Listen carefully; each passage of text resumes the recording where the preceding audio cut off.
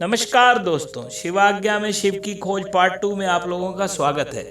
आज का टॉपिक है राजयोग। पिछली बार हमने जाना था भक्ति योग के बारे में, इसका लिंक नीचे डिस्क्रिप्शन में है। हमारे समाज में राजयोग को लेकर बहुत गलतफहमियां हैं। बहुत लोग कहते हैं राजयोग का मतलब राजा जैसा जीना। ये गलत है।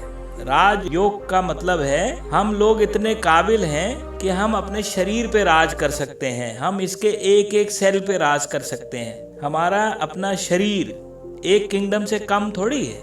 बहुत सालों पहले जब लोग जंगलों में रहते थे और वहाँ कोई खास मेडिकल फैसिलिटी नहीं थी, तब लोगों की उम्र बल्कि ज्यादा थी, वो बीमार कम पड़ते थे। तो अब और तब में क्या फर्क है, चलो ये जानते हैं। भक्ति मार्ग में गौणी से परा में जाने के लिए हमें इस शरीर के साथ की जरूरत है, और ये होगा राजयोग से। राजयोग के 9 अंग यानी कि पार्ट हैं। पहला यम, इसका अर्थ है अहिंसावादी और सत्यवादी। अहिंसा का मतलब कभी किसी से लड़ना नहीं, कभी किसी पे क्रोध नहीं करना, कभी किसी का नुकसान नहीं करना, कभी किसी के लिए बुरा नहीं सोचना। सत्यवादी, जो हर परिस्थिति में सच बोले और उसके परिणाम से ना डरे। दूसरा है नियम, जो ठानना है उसे पूरा करना है, उसी को नियम बोलते हैं। और कुछ बहुत इंपॉर्टेंट है, जैसे नियमित रूप से अपने शरीर को साफ रखना, ना केवल अंदर से बल्कि बाहर से भी। तो नियमित रूप से नहाना, नियमित रूप से अपने आप को शुद्ध रखना, सोच समझ के अपने शरीर को देखते हुए खाना और नियम से खाना, नियमित रूप से अच्छी बातों को सुनना। कोई भी मंत्र जो आपके मन को अच्छा लगे उसको नियमित रूप से जपना, लेकिन मानसिक, दिखावे के लिए नहीं, शोर मचा मचा के नहीं, शांति से। तीसरा अंग है आसन।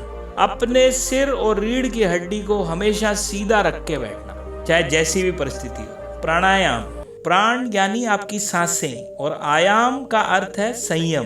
तो अपनी सांसों पे संयम पाना प्राणायाम है। प्रत्याहार, अपनी इंद्रियों पे संयम करना, मतलब किसी को देखा तो उसके जैसे बनने निकल गए, कुछ अच्छा सूंघा तो वो खाने की तरफ दौड़ गए, स्वाद अच्छा है तो 5 समोसे इकट्ठे डाल लिए, सब गलत। तो अपनी इंद्रियों को संयम में रखना।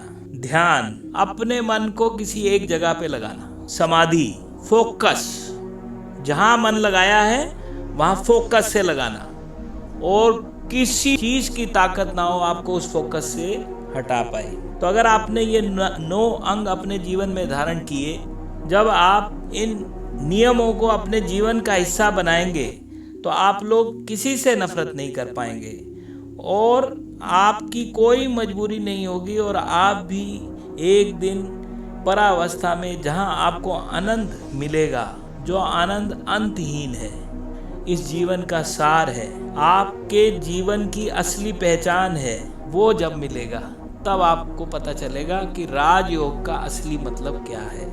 ये सफर होगा मुश्किल, लेकिन ठानना पड़ेगा, साथ चलना पड़ेगा।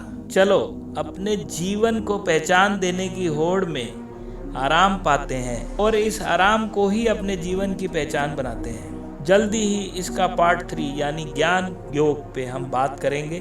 तब तक आप हंसते रहें, हंसाते रहें और शिव आज्ञा से जुड़े रहें। धन्यवाद।